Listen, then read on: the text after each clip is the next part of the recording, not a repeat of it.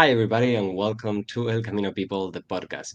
Today, we're going to be talking about the Camino de Santiago, but about many of the different caminos that we have right now, in Europe, in Spain, and in Portugal. Because at the end, we always talk about the Camino Francés, the Camino del Norte, but there's so many others that are up there that I think, they're a great option for people that is looking for different things to do, different places to walk. And right now that we felt during the summer, the Camino Francés being so packed at the end, or maybe the Portuguese, why not looking for a Camino that is, less walk or has different things to offer? And for that, we have our friend Nick, that he's been doing many Caminos for many years. Hi, Nick, how are you doing? I'm doing very well. Thank you for having me. And thank you for being out today with us. I'm like, you're one of the ones that make your life dream and moving to not to Spain, to Portugal, and live the Camino on every day. Yeah, it's actually the time that I decided to move to Portugal, I'd never walked the Camino, but then it Really? happened shortly afterwards, and suddenly it turns out it's very convenient if you want to walk a lot of Caminos if you live in Portugal. It is indeed. So I always start everyone, to ask, how did you find out of the Camino? What was the first time that the Camino came into your life? I don't remember specifically how I found out about it, but it was quite a long time ago. It was probably 10 years before I actually walked it for the first time. And I just heard about it. My wife and I, we travel a lot, and we traveled a lot in Europe, and so we just heard about it somewhere, and it seemed quite appealing to us, and because basically the way that we thought about it was we thought, okay, it seems to be hiking, which we like, and it Hmm. seems to be cultural and historical tourism, which we also like. So this seems like something that would be really good for us. Obviously, the Camino is a lot more than that, but that was kind of the initial perception that we had. And I think at a certain point, we read this blog, which has become quite well known among pilgrims, and it's a blog post, and the title is basically something like 10 Reasons the Camino Sucks. Oh yeah, I have read that one too. And so we read it, and then we thought, oh, wow, maybe this thing isn't for us after all. We thought this sounded great, and now we've read this, and maybe it's not for us after all. But in the end, we just forgot about that and decided to go and do it. And then once we did that, we realized that the guy who wrote the blog, he really missed the point of the Camino and didn't really understand it and didn't really get it. And it turns out that it doesn't suck, and it's actually a wonderful thing. And we're really happy that we discovered it. And which one was your first Camino? Were you the typical French, or did you walk something different? Yeah, typical French. I mean, we at the time we didn't really know that there were others, and I think that's a lot of people's experience. And so, yeah, we just thought, okay, this is the Camino. It's the one Camino. It starts in Saint Hmm. Jean Pied de Port, so that's where we go, and that's where we start walking. And then once we started walking, we sort of started to hear about these other routes, and it was funny because people would say to us, "Oh, you live in Portugal? Have you done the Portuguese?" And we're like, "Oh, there's a Is there a Portuguese? We Portuguese? didn't even we didn't even know that."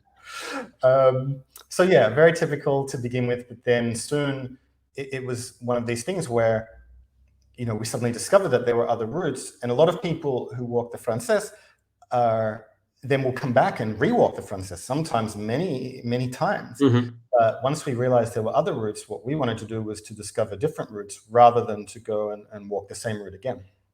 I think there's two kinds of pilgrims, no? The one that get hooked with the Camino Frances and they love it so much. And I agree that it's also true that every time that you walk the Frances is a different Camino because it's different people, you go to different albergues, it's different time of the year, you are a different person. And then you have the other kind of pilgrims, I think more like you and me, no? That every time we walk, we try to discover a new Camino, different way, new people, new places. So, but both are great options. But in your case, I'm always, what happened when you finish your first Camino? Was that, I'm like, you work in the tourism, you write, you have also podcasts. How was the end of your first Camino? The first Camino was tough. We'd done a lot of hiking, a lot of mountainous hiking and things like that before. So we thought, okay, this is going to be a breeze, and it was difficult. Just the rhythm of every day, day after day. My wife had plantar fasciitis, which she got on the first day, really, and that caused her a lot of pain. And Hmm. so when we got to the end, I mean, I think it's similar with a lot of people. There was relief to be finished. There was sadness that we were finished and we had nowhere to walk anymore. Um, the cathedral was covered in scaffolding at the time. This was, about 6 years ago. Also, Uh, probably the same time I think I walked first Camino, yeah, also 6 years ago, something like that. and so, yeah, it was a range of different emotions, but I think we realized that it was something that we really liked and we'd like to keep doing it if we could. Was your Camino ending over there, or did you walk to Musia and Fisterra? Was just Santiago and then? It was just Santiago. We had the idea of walking to the coast, but it took us longer than we had thought to get to Santiago. Mhm. And then we were just done. Physically, we were empty when we arrived in Santiago. So, and then, some people will, if they're in that situation, will take maybe a bus day trip to Fisterra. But we decided, no, we're going to come back and walk this again some other time and walk to it then. So that's what we did. And that's a great option, like living in Portugal and you know that you have the option to do it. What I always say, if you are from Australia or the States and you don't know when you're going to come back, take a bus trip. Just, enjoy Fisterra, Muxia, if you don't have the time. But if you can walk in the Camino, I think it's walking the Camino off because those days is when you start thinking and getting back to the old days of the no so many people in the last 100K. So Mhm. then you come back home, you go back to Lisbon, and when you feel the call for the Camino again? It came quite quickly. I mean, we walked it in spring of 2017, the first one, and then, yeah, spring of 2018. So, and then we basically started this tradition of walking at least one per year. And so the one we chose for the second Camino was the Primitivo, Hmm? because we didn't have as much time as we'd had the previous year. And so just to fit this into a 2-week Camino was quite a good choice. And I mean, when we'd walked the Francés and then we started to learn about other Caminos, the ones that people were really talking about were the Primitivo, the Norte, and the Português. And so the Those are the, Primitivo the just big fit top into three, what no? we wanted Right. to do. And so Yeah. we thought those were the big four. I guess they are They're maybe the still, big I four. guess, probably. Um, and the Primitivo we really, really liked. And I think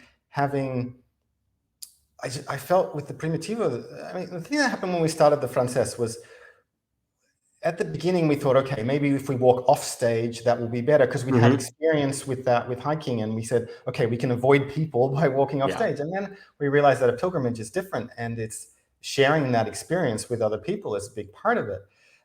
But we found it a little bit difficult in the beginning to find our kind of social niche. We found that most people were either younger or older than we were.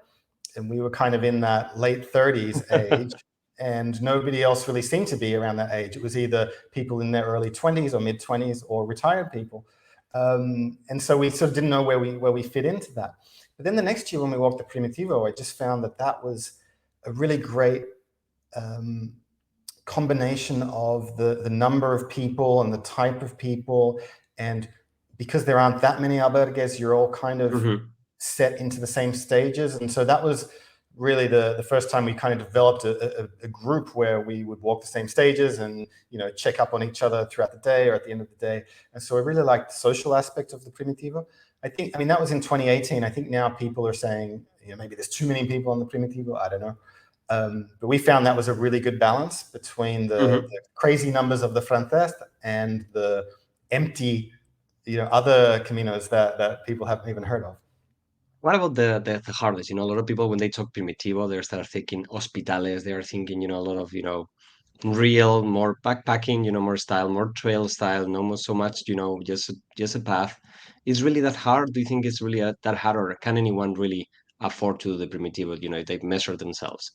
I mean, it's definitely harder than the Francés. I mean, my memory is that it wasn't that hard. Yes, there are ups and downs, but also the surface is usually good. You're not walking on roads a lot, and that can make a Hmm. big difference. There's a lot of forest Yeah. walking and things like that. So we took the Hospitales. And yeah, I mean, there's a climb there. I mean, my memory is that it wasn't that bad, but just this past summer, I was walking the Salvador, and the Salvador is kind of known as maybe the most difficult. And That's there were quite a some difficult couple. parts. There were some difficult parts there for sure. And then pilgrims who we met who were on the Salvador who were considering the Primitivo said, "Oh, we've looked at the elevation and the Primitivo looks really hard." And I thought, I don't remember it being as hard as this, but maybe that's just in time you kind of forget about the difficult Yeah. parts, maybe. But it's definitely not flat. So you do Yeah. have to have a certain degree of fitness, I would say. And then you finish the Primitivo. What was your next Camino? Next one was the Camino de Madrid. which was an unusual choice maybe for a third Camino, but it was again one of these situations where we had maybe a 2-week block to walk, and we heard some really great things about the Madrid. And it's a bit of an unusual Camino because it's kind of a modern creation in a way, because Madrid itself is not a medieval city, is it? And so I think it was created just because obviously it starts from the most populous city in Spain, so it's a good option. Also, Spain, we are so centered, and like everything starts in Right. Madrid. We have the kilometer zero in Madrid, so it makes sense that there's a road or a path, that there used to be something there. And what we'd been told, and what was true about the Camino de Madrid, and one thing that makes it a really great Camino, is that it's not very popular at all, but there's an albergue network that's been set up, which is surprising for a Camino that's not that popular. So it's one of these things where if you want a little bit of solitude, but yet you want the accommodation to be reasonably priced and to be available, then it's a really terrific option. And the other thing I really liked about the Madrid was that, you walk about 320, 30 kilometers, maybe off the top of my head. It's actually, that's to Sahagún from Madrid. And so it's almost the exact same distance as the Primitivo from Oviedo to Santiago. And, the Primitivo, it's beautiful, it's great, everybody loves it, and you're in the forest, but that landscape of Asturias and Galicia is quite similar as you walk. I didn't find there was a lot of variation, which is okay because it's really pretty to be in the forests and it's nice and everything. And the Madrid, I found, for a similar distance, maybe because you're walking more north rather than west, there's quite a lot of variation in landscape and things like that. So you begin, coming up to this mountain range, and then you climb this pass before you go into Segovia. Then after Segovia, it's quite different. You're in a lot of pine forests and things like that. And then the last few days, you get onto the Meseta. So that's different again. And so I found just for 12, 13 days, things changed quite a lot. And I really liked that.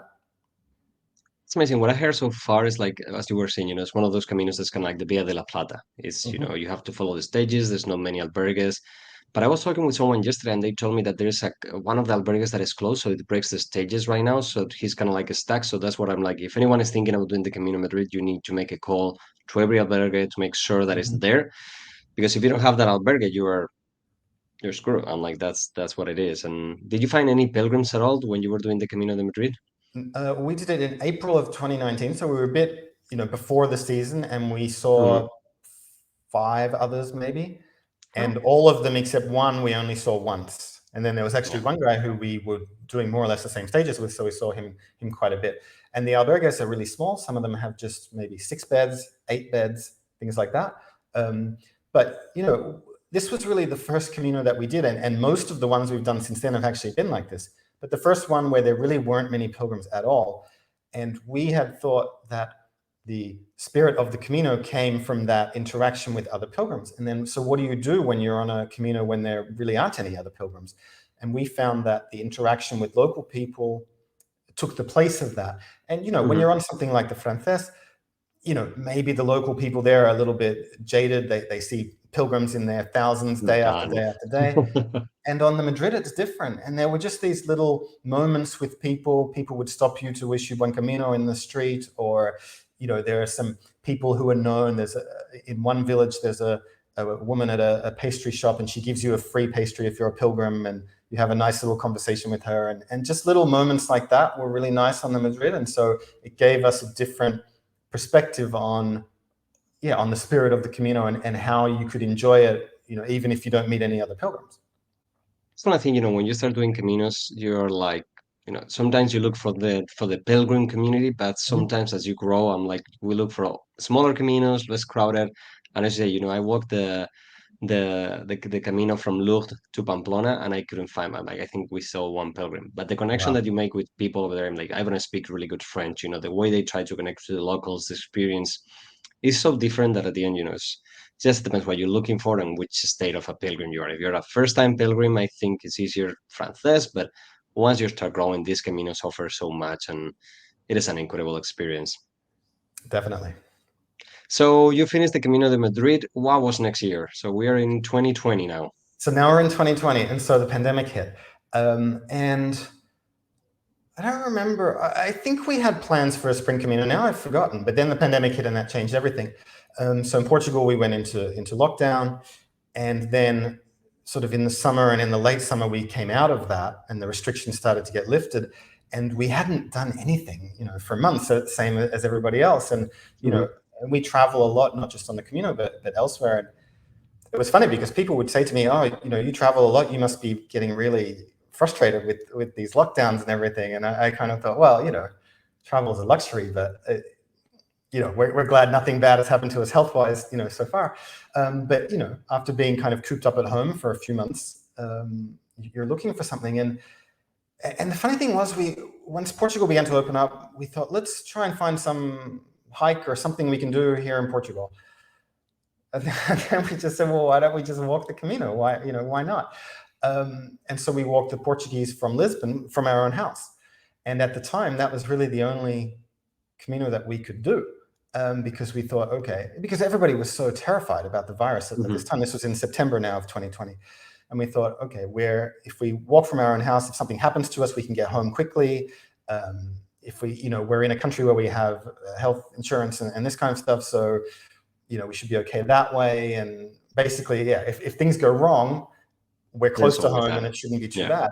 And, we had talked before, because obviously most people who walk the Portuguese start from Porto. And, you can start from Lisbon, but there's a bit of mixed reaction, let's say, or maybe most pilgrims who walk from Lisbon think that's not really a great stretch, Lisbon to Porto. So previously we kind of debated, do we want to walk this whole thing or just the best part from Porto onwards? But the pandemic gave us this opportunity. We had nothing else to do. And we said, hey, let's walk from our own house. And that was actually a really fun aspect of it, just to walk out your door and start walking, because that's obviously the way it would have been done in medieval times. So how was it? Because you were saying, something that is pretty true. When we talk about the Camino Portuguese, most people, they think, it starts in Porto. They don't even think there's a Camino from Lisbon. So they always think, there's just the inland route, the coastal, and the in-between, and that's it. But there is a Camino from Lisbon. What was your experience? And I guess also probably during this time of the COVID was not a real experience, but how was the Camino really from Lisbon to Porto? Yeah, at the time, we really enjoyed it quite a lot. I mean, we were just so happy to be doing something and to be on the Camino. And so we had a really good attitude in that way. And especially, the first few days out of Lisbon are not the best, but we were like, oh, this is so great. We're on the Camino. It's amazing. A lot of the albergues, or all of the municipal albergues, were closed. And so that did cause, some difficulty. We had to change our route sometimes, or go a little bit off the Camino, or mix up the stages a little bit. So we enjoyed it at the time. Looking back on it, yeah, that stretch is not the best. There's a lot of road walking, and within Portugal, a lot of people sort of divide Portugal north to south, let's say. But if you drew a north-south line and divided Portugal east to west, 90% of people, Portuguese population, is in the western half of the country, and so. And especially basically between Lisbon and Porto, you just have a lot of towns and a lot of modern towns that maybe aren't that interesting. And so there's a lot of kind of suburban walking on roads. And so that part is not that interesting. I mean, there are some towns like Santarém and Tomar and Coimbra, which are really great. And there are also some really nice stretches of the Camino with vineyards and olive trees. Because we walked in September, the figs were in season, and there's a lot of wild fig trees. And that was amazing, because you could just pick them off the trees, and they were right on the path. And we would see, under each tree, dozens of figs that were smashed on the ground. It was clear that they were wild trees and no one was harvesting them. So we could just pick figs, and that was really great. So we really did enjoy it quite a lot. But then looking back on it, we think, yeah, maybe that's not the best part of the Caminos in Portugal, but it depends on your attitude and other things, I guess. So you finished in Porto that year, or? No, we kept going to Santiago. So we walked the central the whole thing from Porto, and you do notice a big difference. I mean, the signage is fine, and the accommodation is mostly fine. Although again, the albergues were mostly closed before Porto, but you do notice a big difference. Suddenly, there are a lot more pilgrims, and just a lot more little things that make you realize that you're on a pilgrimage. It's not just seeing arrows, but there are little things. You see shells, and I don't know, you just see little markers of the Camino, and we didn't really see that before Porto. And then, we started to see a lot more pilgrims. Even at this time, September of 2020, there were a reasonable number. Like between Lisbon and Porto, we only saw, let's say, 15 in about 20 days. And then from Porto onwards, suddenly we saw a lot more.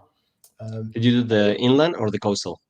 We did the inland, so the central, but it was quite interesting that some people who had come from the UK, there was some rule in place at the time. I think if they went to Spain, they would have to isolate when they came home. Oh, yeah. If they went to Portugal, they didn't have to isolate when they came home. And so people wanted to do a Camino, but they wanted to basically avoid Spain.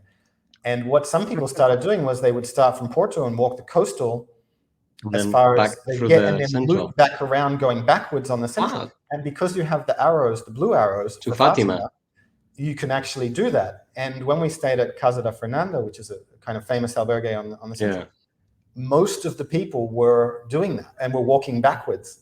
That's a cool idea. Never thought about the Camino. Never thought about the Portuguese that way. I'm like, I've been thinking about the Bastanés, the Francés backwards here in Navarra, but never thought about doing the Portuguese, as a loop. That will be not a bad idea. Pretty cool. Yeah. It was working for them. I mean, they could have also just started from Lisbon, for example, and done a longer Camino that way, but they wanted to start from Porto and do this loop, and that, it was a little popular thing just for that month, maybe. I don't know if people are still stay for. And then this is over. You finished the Portuguese. What was 2021? Well, 2021, we had an idea. We wanted to do a long Camino from the south, so we were looking at the Sanabrés or the Via de la Plata, or both combined. And again, though, we had just come out of the winter lockdown, and that was the worst part of the pandemic in Portugal. So in January of 2021, Portugal had the highest rate of cases per head of population in the whole world for a period of a couple of weeks. And because Portugal had done pretty well on the first wave, and then was really hit very hard on the second wave. And so around April, we wanted to start this Camino, and the Portugal-Spain border was closed. And so we thought, okay, well, we can't actually really do this, but we really want to. And we basically looked at this map, the Wise Pilgrim map of the Camino routes, and we saw this one starting at the very south of Portugal, which was marked on the map as the Caminho do Este, so the Eastern Camino. And that's kind of an old Camino which has now been superseded, and we didn't know any of this at the time. But basically, we saw this route, and we thought, okay, we can do this. We can start in Tavira, which is on the Algarve coast of Portugal, and walk all the way up. And maybe by the time we get to Spain that way, the border will be open. And so we kind of chose this Camino knowing absolutely nothing about it. And it turns out it has a different name now. It's called the Camino Nascente, which sort of, again, can be translated as the Eastern Camino, or in Spanish, it's the Camino del Naciente. And it's basically a new Camino, or the government has kind of taken over, the local government of the Alentejo, which is the main region of this Camino, has taken it over, and they relaunched it in 2018, and part of it in 2018 and part of it in 2019. And so this is part of 3 Caminos that they're developing in the south of Portugal. And we didn't know any of this. But we went to Tavira, and they've done a really good job, firstly, at the signing of it. So the arrows are there. Because they have government funding, they can do certain things like that. And so one of their priorities was to create a proper Camino in terms of, a lot of times they had to get permission from property owners to be able to take the Camino off the road and go through maybe some private property and things like that. So they did that, and then they signed it with arrows. So we went there knowing absolutely nothing. And almost nobody has heard of this route, or almost nobody has ever done it, but we absolutely loved it. And so it basically runs parallel to the Via de la Plata, but on the Portuguese side. And so it starts in the Algarve and heads north. And it's quite fascinating. Historically, this part of Portugal, the southern part of Portugal, was reconquered from the Muslims by the Portuguese, but through the Order of Santiago, the military order. And so that kind of cult of Santiago, or the veneration of Santiago, has spread a little bit from Galicia and northern Portugal to the south in that way. So in Tavira, where you start, there's a Church of Santiago. That's the beginning of the Camino. And so that's the kind of historical connection that this route has with the Camino, even though it's a new route sort of being developed just in the last few years. And it was so amazing because it's in the eastern part of Portugal. And as I mentioned before, this is a really depopulated part of Portugal. So it's very rural. There's almost no road walking, yet there's a lot of historic towns. And so because it's kind of this frontier historically between Portugal and Spain, that's kind of where it is. And so you have a lot of these old towns, and a lot of them have castles, which is to prevent against Spanish invasion in centuries past. And so you're basically walking between these lines of castles, which I thought was fascinating, because when you're on foot, you kind of get a sense of what it was like, in the old days, no? In the old days, hundreds of years ago. And you can kind of see that these castles were set to be, more or less one day's walk from each other, which would allow people to get to a castle, if they needed to be safe from invasion. And so we just loved this Camino. We felt like we didn't meet anybody. The entire Camino, we didn't see any pilgrims. And we could see in some of the logbooks, like some of the albergues, which had started in 2018, and this was now 2021, they'd had 40 people in the 3 years. 3 years. Wow. And so almost nobody does this Camino. And so for us, it was just such a huge adventure and discovery. And I think that was really my favorite one, just because it was so unexpected. And yet the combination of the scenery and the rural aspect of the walking, the historic towns, and the feeling of adventure. It was springtime and there were wildflowers everywhere. And sometimes you could almost not even see the path because the wildflowers were covering it. And it was just fantastic. We loved it so much. Where does it finish, this Camino? So it finishes in a town called Trancoso. And then this connects with the Camino Torres from Salamanca. Okay. And so there are a couple of different ways, or a couple of different choices you have for how to get to Santiago from the end. But basically what we decided was to then go northwest on the Torres. So we basically walked about half of the Torres. And then that goes to Braga. And then from Braga, you can walk the Geira dos Arrieiros, which is then what we did to get to Santiago. Or you can continue from Braga to Ponte de Lima and walk the Portuguese, but we just done that the year before, so we decided to do the Geira. And that was also a really great Camino. Also because that one is also one of those that is really new. It's kind of like, it's historical. It's not. It's one of the ones that is still there. A lot of, with like we have right now with many of these Caminos, no? But I guess it's one of the ones that is popping out right now as one of the, strong probably options for people that is looking for a different Camino, less crowded Camino. So how was it, the Riera? Yeah, it's definitely less crowded. We met 2 pilgrims. So we actually hadn't met any on the entire Nascente and the Torres. Nothing at all. So it took us 49 days, I want to say, before we met another pilgrim. Not even a hiker or just anyone, nobody. Nobody. I mean, obviously we talked with lots of locals, which again was a great experience, but we didn't meet any pilgrims or any hikers. And so then on the Geira, we finally met 2. But yeah, it's actually a really great Camino for a few different reasons. So it starts in Portugal and it goes through this national park in Portugal, and it's the only national park we actually have in Portugal, and it's incredibly beautiful. So there's one day where you feel like you're just on this great day hike. It's a thing that we say about the Camino. Camino, I don't think is a hike. I think it's something different and something more than that. And if you took most individual stages of the Camino, you wouldn't say to somebody, "Oh, you could do this one day as a day hike." It's part of a larger journey, and it might not necessarily be beautiful, but it might be interesting in other ways. But this day, the 3rd day of the Geira, was just amazingly beautiful. We loved it, and it was summer, and we could swim in these little pools and these little rock pools, and it was incredible. So we really liked that the actual name, or the Geira part of the name, is a Roman road, which once went from Braga to Astorga. And you can walk on some of the stretches of this road, and there are these milestones which are still there. And it's quite interesting that, when a new Roman emperor would come into power, they would often just add another milestone next to one that was there on these roads, just so they could inscribe their own name and whatever. So you can see these remains of these sometimes 5 or 6 milestones right next to each other. And there's no point, once you have one, you don't need a second or a third or a fourth. But these new emperors said, no, I want another milestone in the middle of nowhere between Braga and Astorga. So yeah, it's this historical route. And so we really like the Portuguese part. We got a lot of rain in the Galician part, which is, par for the course in Galicia. Galicia sometimes. But the second part is the Arrieiros, which is this the idea of wine carriers or merchants transporting wine, because this is a well-known wine region in Spain or in Galicia, and so there's this path to Santiago to transport wine.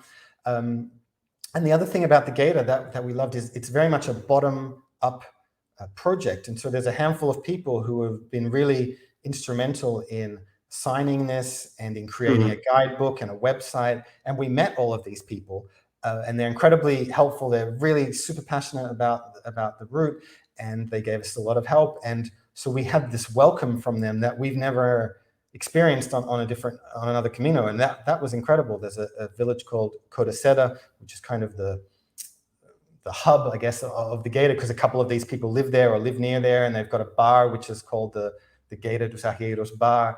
And the welcome that they gave us was amazing. And it turned out that we were number, I think, 299 and 300 for that year to pass through. So they said, oh, we're going to have a little celebration, for you. And they gave us, gifts. And it was just amazing. And so we loved that aspect of it too. The most beautiful part of the Camino, the people and these little things. And also, as you were saying, this Camino, that they're local projects that, that people put their heart and soul, and then even it's just so amazing that there's still that vibe for the Camino that others is already, yes, government or whatever, but yeah, it's really interesting for us to walk several different Caminos and to see the difference between the bottom up and the top down. The top down has the funding. They're able to have really professional waymarking signs. On the Geira, the waymarking is not that good. They have these little stickers sometimes, sometimes not. If it's raining, you kind of need the tracks. If it's raining, you got to kind of, take out your phone in the rain and try to figure out which way you're going. But, they just don't have the funding to be able to waymark it really, really well. It's not bad, but it's not great. But they've prioritized other things, and you have the tracks and you have the guidebook and the website. And so with that, you can get by.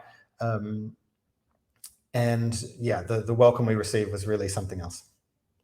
So that's 2021. What was, have you walked 2022 or still on the waiting? No, we have. Again, we was left with a bit of a time limitation. We went through about 4 or 5 different plans for this year. And in the end, our time kept getting cut because there were work projects that we had to do. And then the one that ended up making sense, and we've sort of, it's basically the 3rd year in a row, we decided on a Portuguese route because it just seemed to make the most sense. So we walked the Portuguese Interior, which starts in Viseu. So it's kind of in the north central part of Portugal. So it's further east from the standard way from Porto, further east even than the Geira. And so then you can walk that to Verín in Galicia and then hook on with the Sanabrés to Santiago. And so that's about 20 days in total from Viseu. And so that was just the time that we had.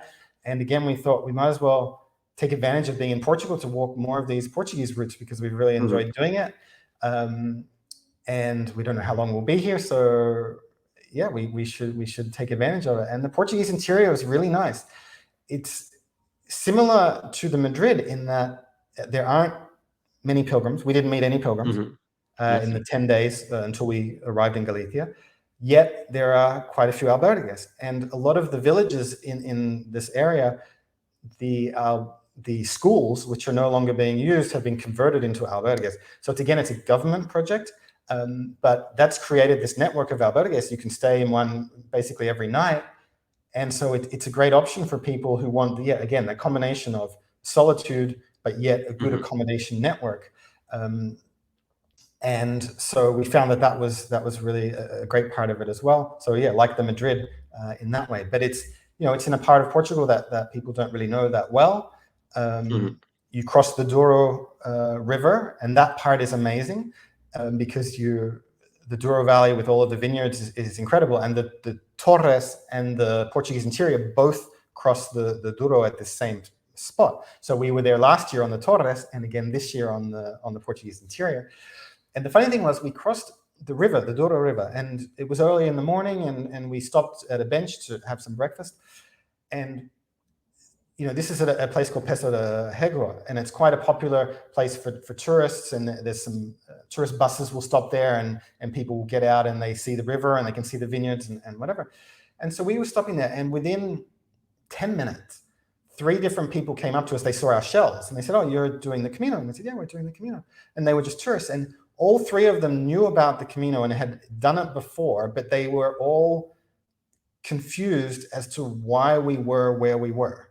And they basically, all 3 of them separately asked basically the same question, which is like, where are you walking, or why are you here? You're Like, lost. you're not This near doesn't make Porto, any for sense. example. And we said, no, we're not near Porto because we're doing this different route. And it was quite interesting that, some of them had even walked the Portuguese Central or the Portuguese Coastal, but they had no idea that there was another route in Portugal. And, there, depending on how you count them, there are really about 10 routes in Portugal, but everybody is focused on the main I think that it's only just Portuguese 3. way. I think that's the only one. And these people were like, "How are you going to get back to Porto from here?" And we said, "No, we're on a different route. We're not going. We're going the other way. We're going the other way." And then after the Douro, you then get to this area called Trás os Montes, which is kind of behind the mountains or beyond the mountains. And that's a really interesting and rural part of Portugal. It's close to Galicia, and as we know, you have a lot of similarities between northern Portugal and Galicia, and especially in this area because there are kind of these mountains to the south, so they were kind of cut off traditionally from a lot of the other parts of Portugal, and maybe then developed a closer relationship with Galicia at that time. So just linguistically and things like that, it's interesting to see the similarities there. And so we really enjoyed it. It's only a 10-day Camino, basically, from Viseu to Verín. You just cross into Galicia just on that last day. But there's a lot to recommend it. It's got some interesting towns. Viseu, where you start, is known as kind of the poor man's Coimbra, which is not a very nice way to put it. It's a historic town. It's not as good as Coimbra, but it's okay. Chaves at the end is a very interesting town with a Roman bridge and Roman baths and these kind of things. And so it's quite rural on the one hand, but then you have some cities with some good facilities and some attractions as well on the other hand. That's amazing. So you have to, with all of these Caminos that you have walked, which one will you think will be the one you recommend as a first Camino? I mean, as you mentioned earlier, I think traditionally people always say the Francés should be the first one. And yeah, I think there's still merit in that. But I mean, look, if you walk to the Portuguese Central from Porto, then you've got the same feeling right now. You've got the albergues, you've got the people, so you could easily choose that. If you're really interested in nature, you could choose the Primitivo as a first as well. But yeah, I definitely think one of the more traveled Caminos is probably a better idea for the first one, unless you're really want the solitude or you're an experienced hiker apart from Caminos. I did later, after we finished the Português Interior and the Sanabrés, my wife had to go and do some work, and a friend came to meet me, and we walked the Salvador. And he'd never walked the Camino before, but he'd done a lot of hiking, and I thought the Salvador would be cool for him. It's perfect for hikers, as a first one, because it was similar to what he'd done before. And I took care of the knowing about the stages and where we were going to stay and that kind of stuff, and he just had to basically walk in the mountains. And so he really liked that. So that worked for him. And it was funny that in conversations with me and with other pilgrims, people would talk about the Francés. And at a certain point, after a few days, he said, "I think I would hate the Francés." And then we said, "Well, no, it's great." But he liked the solitude and the mountains and all of that. Yeah. And when we would mention the road walking or the people, he said, "No, I don't think that one's for me." So it depends on the person. But I mean, look, the Francés, I mean, I don't think you can go wrong with that as a first Camino. I think the Francés as a whole experience, as you were saying, if you're looking for a first time, with the people, the locals, everything is the one that is much easier to. Also, is the one with the biggest infrastructure if you want to walk less or more. But I think it's the easiest one. But as you say, the Primitivo is also great as a first one. Even the Portuguese, the one of them is great, and even the Norte, if you want to just get a bite, depending on which time of the year, will be great. But then if you're looking for that Camino that's the most special for you, the one that you were saying, for all the people that is looking for that Camino, which one was for you? The one that is the most special? I mean, I love this Caminho Nascente in the southeast of Portugal. I mean, it's hard to, I don't know if I recommend it to other people because it's very remote. It's very adventurous. It requires, sometimes there's gaps in the accommodation. You have to call the local parish council and they have some solutions. They say, oh, there's a guy who has a room and you can stay with him. So you have to kind of arrange this in advance. It really, really helps if you speak Portuguese. I think it massively helps if you speak Portuguese, actually.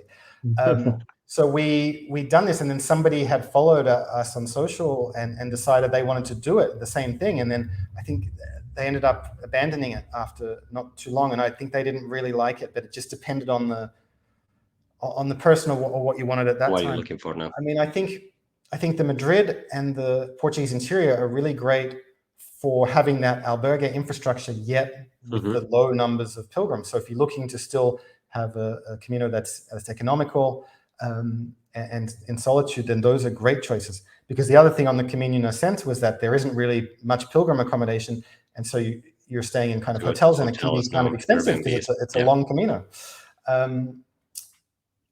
And I mean, if you want, I mean, Salvador for mountains is really, really nice. But I mean, there are just so many choices. And it struck us while we were on the Portuguese Interior, because this was in May. And around the same time, we were seeing reports on the web about the Francés and how it was just packed completely and people were sleeping on the streets. And we were here in these albergues all by ourselves, you know, in like this albergue with no other people. And we just thought, there's got to be a better way to distribute the people. Because there are all these Camino routes, you know, and some of them have almost no people, but they're great and they're worth people's time. And, you know, I don't know if it's just, I don't know how to do it, how to get more people away from the more popular routes so that they become more pleasant and get them into the less popular routes so that then you get benefits for the local people and the local communities in those areas. I think, that's the whole thing. And, and now during these years, probably you've seen it like me, Facebook, all these fights about too many Caminos, they're not real, they're fake. I'm like, really, who cares? We all know. And this should be a specific rule of what is a real Camino, a historical one. But if, nobody's claiming, there's some Caminos, as you say, that they're not claiming to be all Caminos or historical Caminos. They're just there as a path. One of the things we have in Spain and in Europe is like we have amazing trails, and some others that even not on the Camino network, that they're beautiful. I mean, like Portugal, you have beautiful trails. Same in Galicia, the Camino dos Faros, or some other Caminos that are growing in Spain. And I think that's giving back to the rural. It's empowering the people, creating jobs, and also giving back to Spain. So, as you say, we empower people that not the Caminos need to finish in Santiago, because I think that's, the first time you're a pilgrim, you need to end in Santiago. And I get it. But as you get with more Caminos, for me right now, finishes in Santiago is like, it's great, but probably I'm looking for Caminos that don't end in Santiago. And as you get, and we promote it, I think people will start looking for this. But the first experience, you need that arrival in Santiago. Then as you grow as a pilgrim, as a person, you start looking for Caminos like the ones that, more by yourself, maybe every once in a while have more people. But I think it will take time. But with all this work that is amazing, nonprofits and associations and city halls are doing and promoting their Caminos, we'll see. I think also with the COVID, we lived a weird years, and we'll see also the promoting of the 2-year Sacobeo has also been kind of like a nightmare. So we'll see what happens next year. I'm quite surprised. Next year is the kind of like Sacobeo for the Camino Ignaciano. It's also a special year for the Camino de la Cruz de Caravaca. Those two Caminos that they're not really popular, that are growing, but we'll see what happens. And probably, I don't know, well, it's going to be quite interesting. Yeah, I mean, I couldn't agree more on this idea of Caminos that might be created recently, and I'm not in the camp of thinking that these shouldn't be done, or that these are fake Caminos or things like that. And in Portugal, there's been a little bit of that with these southern Caminos that have been recently created by the government, and some people in pilgrim associations have said, this is just a cash grab by the government. And I'm thinking, look, they've had 40 people do this Camino in 3 years. So it's not, maybe one day it will generate some money, much needed money into these small communities. But, they've done a really good job, I think, in connecting these paths with the Order of Santiago and showing the historical nature of it. And I think, more paths are great. And if you happen to only want to walk a truly historical Camino that somebody wrote about in a diary in 1200, okay, then do that. But the more paths, the better, I think. So tell us a little bit, because, we were talking about this Caminos, but you have the Spirit of the Camino, the website, the social media that you created. When was the Spirit of the Camino born, and why did you decide to create this community? I decided to do it in 2020 when we were basically in the pandemic lockdown. when the lockdown first started, I was like everybody, I was kind of bored. And people found different things that they wanted to do. They wanted to make sourdough bread or learn new skills or do these kinds of things.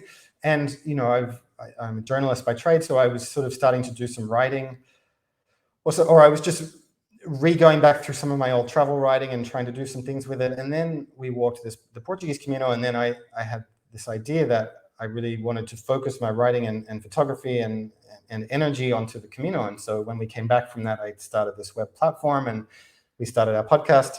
And it's been great because it's just a way to connect with more people and to be focused on writing things about the Camino, basically.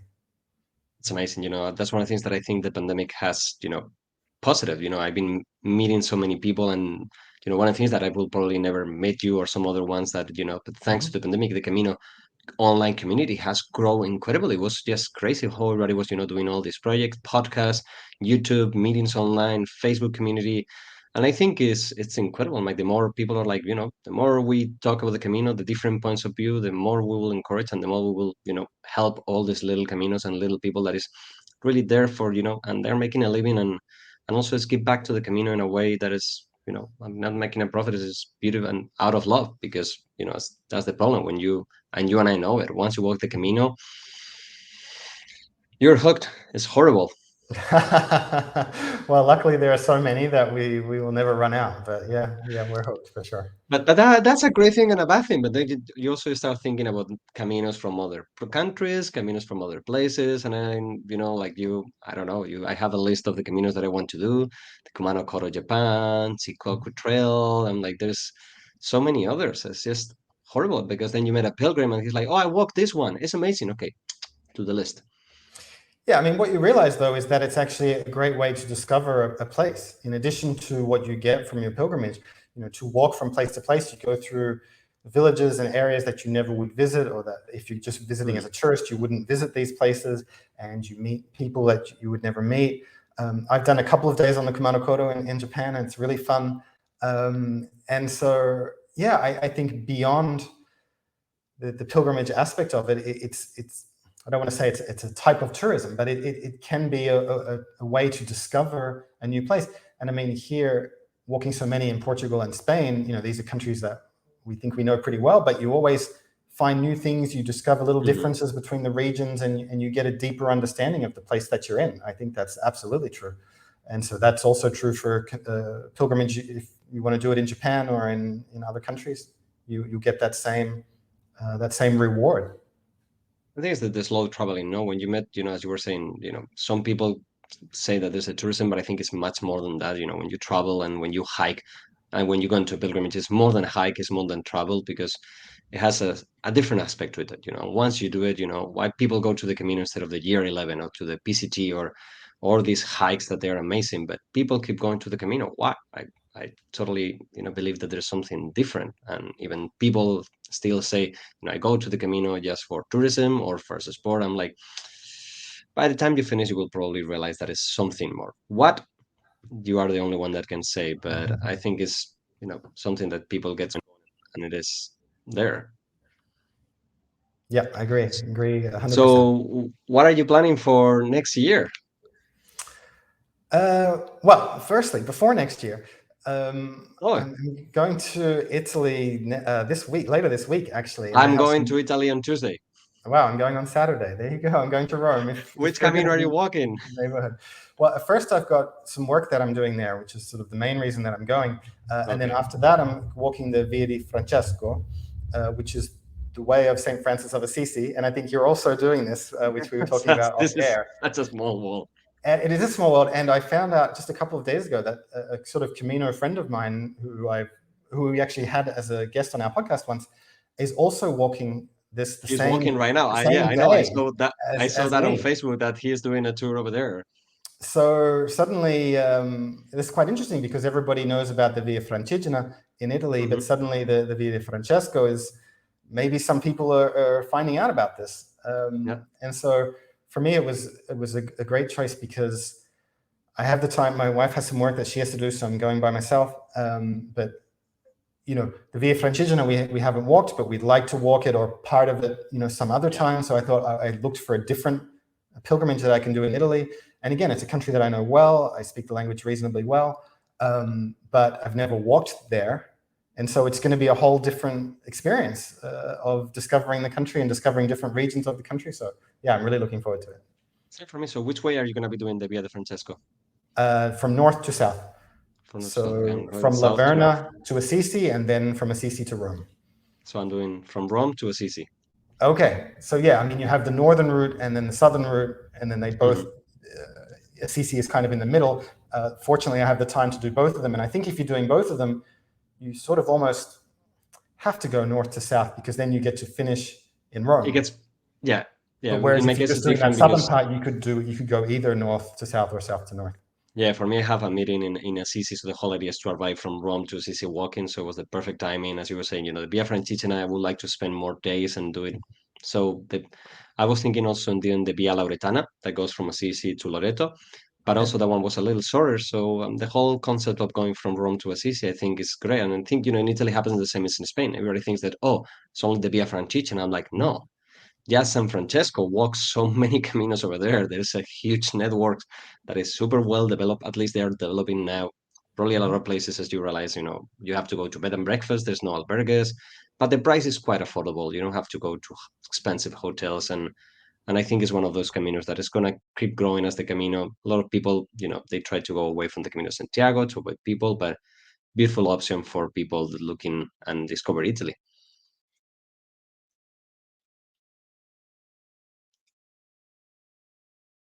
And I think we lost Nick. Let's see if Nick will come back. Okay, you're back. Yes, sorry. So anyway, Nick, thank you so much for all you do for your Camino. Thank you for sharing all of the Caminos with everybody. I think, this is the best we can do. And now it's just each one's choice, which Camino to walk next. If you have any questions, you have Nick and Spirit of the Camino on Instagram, on spiritofthecamino.com. You can contact him also on Facebook and, every social media. And that's what we're here for. If you need help, if you need questions, just go there. And, the whole thing is just enjoy the Camino. It is indeed. Thank you very much for the chat. It was really interesting. And good luck on the Via di Francesco. Buon camino. Yeah, maybe we'll see each other over there. Yeah, maybe. Yeah, if we're going in the opposite direction, we might meet. Buen camino, Ultrella.